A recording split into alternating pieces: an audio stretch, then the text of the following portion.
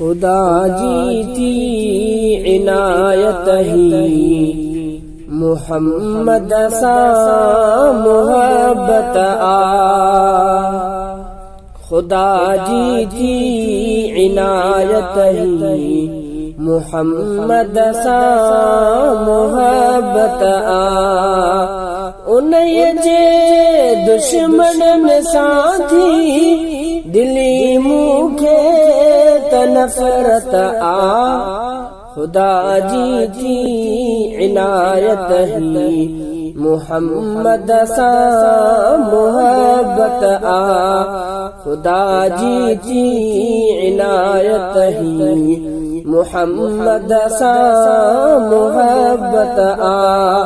उन्हें जे दुश्मन साथी दिली मुखे त नफरत खुदा जी थी इनायत ही मुहम्मद सा मोहब्बत उन्हें ते साहु ॾींदो उन्हें ते साहु ॾींदुसि उन्हें ते साहु ॾींदो उन्हें ते साहु ॾींदुसि उन्हें ते साहु ॾींदो उन्हें ते साहु ॾींदुसि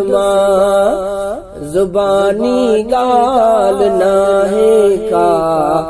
सिधी सही हकीकत ज़ुबानी ॻाल्हि नाहे का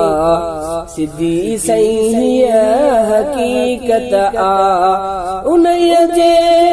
दुश्मन साथी दिली मुखे त नफरत खुदा जी थी इनायत ही मुहम्मद सा मोहब्बत खुदा जी थी इनायत ही मुहम्मद सा मोहब्बत उन्हें जे दुश्मन साथी दिली मुखे त नफरत खुदा जी थी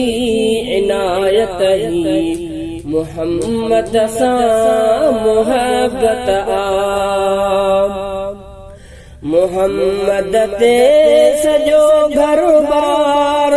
घोरा जे कॾहिं पोइ भी मुहम्मद ते सजो घर बार घोरा जे कॾहिं पोइ भी मुहम्मद ते सजो घर बार घोरा जे कॾहिं पोइ भी त घट आहे उन्हीअ खां जा मुहम्मद सां अक़ीदत त घट आहे उन्हीअ खां जा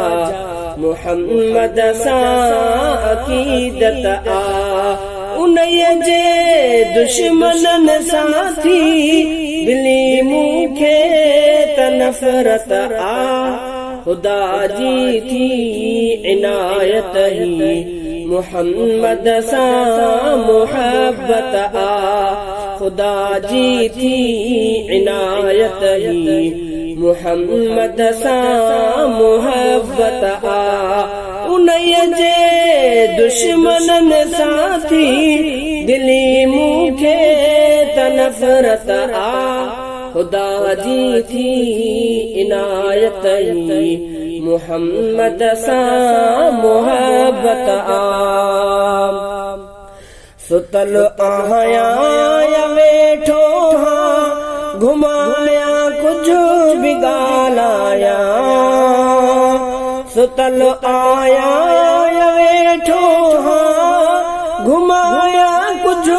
भी ॻाल्हाया सुतल आया वेठो हाँ घुमाया कुछ भी ॻाल्हाया तॾहिं बि मां सलातूं थो पढ़ा मुंहिंजी अज़ीमत तॾहिं बि मां सलातूं थो पढ़ा मुझी अज़ीमत आ उन्हीअ जे दुश्मननि साथी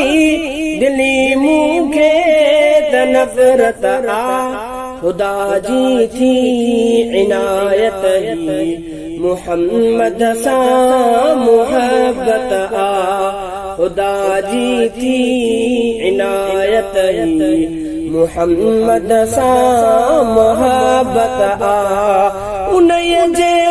दुश्मननि साथी दिली मूंखे